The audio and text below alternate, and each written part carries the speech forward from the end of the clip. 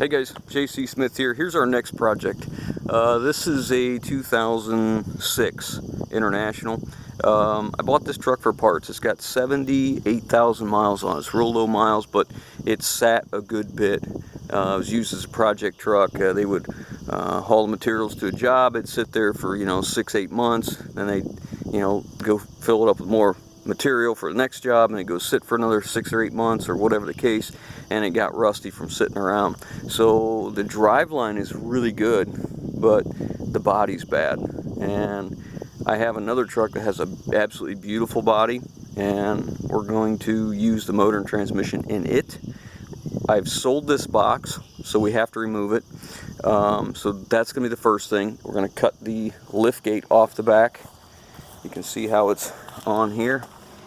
We're going to cut that off right back here. We're just going to cut the frame right here. So the lift gate comes off, the box comes off. The box is held on. You can see pretty rusty U-bolts here. Rusty, another one, and so on. Alright, and then we're going to lift the body up and drive the truck away. That's how we'll do it. So what we're going to do down here is I'm going to use a plasma cutter. I'm going to cut everything loose, get it all ready to go. And then I'm going to take it in the other driveway, and we'll put the grate all in the front, the skid steer in the back, and we'll lift it up and drive it away. But you can see here, this is why we're not using the truck for anything. See how the back's rusted with holes. So there's a fuel tank strap here that's rusted in two. So and the interior is not nice either. The body, you can't see it maybe, but it's got all kinds of overspray on it. They left the window down at some point, and this is absolutely rusted away. And the seat's chewed up, but it is an Allison automatic. This is an under CDL truck, so we're going to take it apart. We'll save the doors, but I doubt we'll use these. But there are a lot of good parts that we can keep. The quarter fenders are good. The hood, it needs buffed out something, but it's got a really good grill, and these grills are very expensive for what they are, I should say. Got good headlights. Got another good quarter fender. It's a light duty truck. You notice 1, 2, 3, 4, 5, 6, 7, 8 lugs instead of 10, but they are hub pilots. I believe these are 10R22.5s. Yeah, not a very common truck size except for light duty stuff. But we'll hang on to them because we have plans, don't we always? We've got plans. It's got really good back tires. The frame's in good shape. It's got a little bit of surface, nothing really that big a deal. I mean, things that could be overcome, that's for sure. So the plan is, well, I'm not going to tell you the plan. We're just going to take this truck apart. This is going to be part of a next series of the other truck I have. We're going to pull its motor and transmission out. It had 140, I think, on it, or 150,000, and the engine has troubles. And it was more cost effective for me to buy this truck for parts than it was to fix the other engine. If you're not familiar, this is what's called a VT365. That's basically the International 6-liter they use in the Super Duties. Same engine. Well, it was cheaper for me to buy this truck than it was to repair the other engine. So I've sold the box. So we'll get money out of that. We're getting money out of the lift gate, and then all the other parts. The hood we'll hang on to. We'll hang on to the hood. We'll hang on to the bumper. We'll clean this bumper up and repaint it, and we'll hang on to that. The wheels and tires we're probably going to end up using. They're pretty hard to see this way, but they're pretty decent. I mean, they got enough tread for what my intentions are. This is a good chassis for a project that I've got an idea for. So we're going to get moving on that. So let's get to it.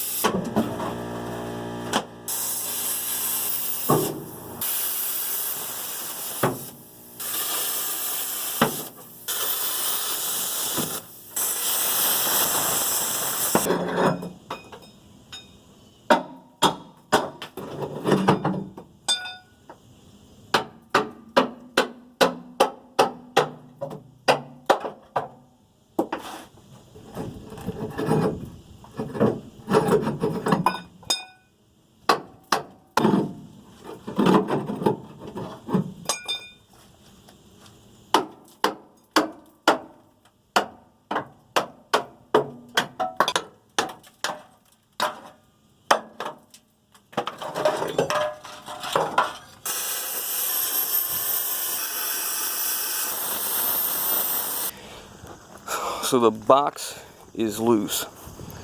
So next step is wiring. I'll do that next because I want this to be all secure while I'm working in here and not moving around. So this wiring here, there we go. And this is for box lights. They ran extension cord back here. So we're just going to cut that. And let's see, this is the actual stop turn tail. There's the stop turn tail. And we're just going to cut them too because they don't matter. And then this is power for the lift gate. So we'll be kind of careful with that.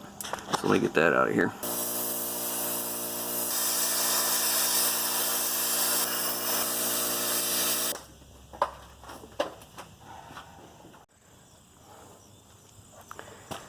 Alright, not nearly as nice as I wished it was, but it is what it is. We're loose. So you guys saw, you know, there's not really a whole lot to it. I ended up just cutting that because I tried to gouge out the welds, but it was taking so long. I figured I might end up doing more damage to the plates if he needs them, so I figured I'd just cut the frame off because we don't need it. But, so all that's off. I'm going to pull the truck forward just a little bit just to make sure everything's away and I haven't forgotten anything. And then we're going to temporary throw a strap over top to the frame in two places so it's able to be moved, and then we're going to take it off.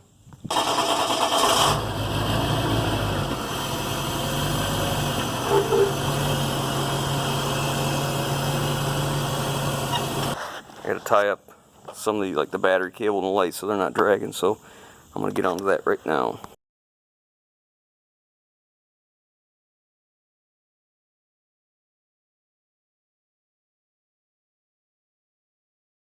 I got my cords leveled out, and then I'm going to lift the back first.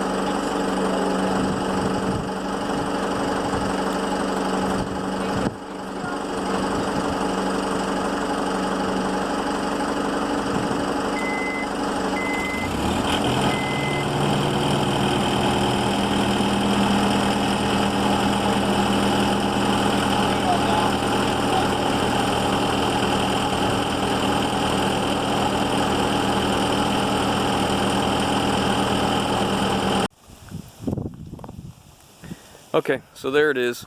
Unfortunately, the camera ran out of memory before we got it sitting down on the ground, but it went very well. The best way to describe this was uneventful.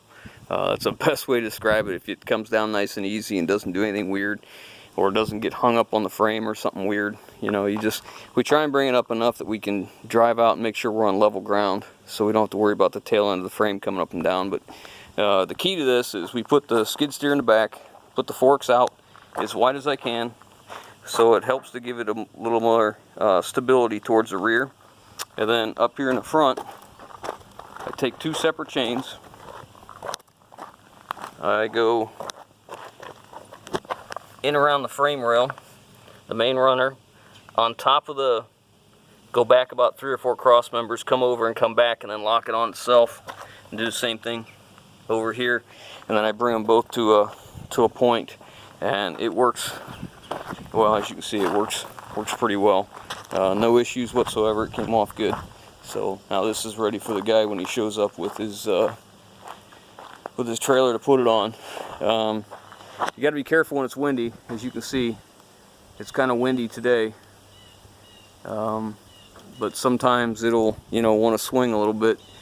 Good breeze coming right now. But now that that's off the truck, the next series you'll be seeing is me taking the truck apart. So that's it for this one. Look for next time. We'll be pulling the motor out of the truck, the transmission, and setting the truck aside, and then we're going to bring another one in, pull the motor and tranny out of it, and put the good motor and transmission in the truck. So that should be coming up soon. So if you guys like what we're doing, give us that thumbs up. If you haven't already, hit that subscribe button, leave your comments down below, guys. We'll catch you on the next one.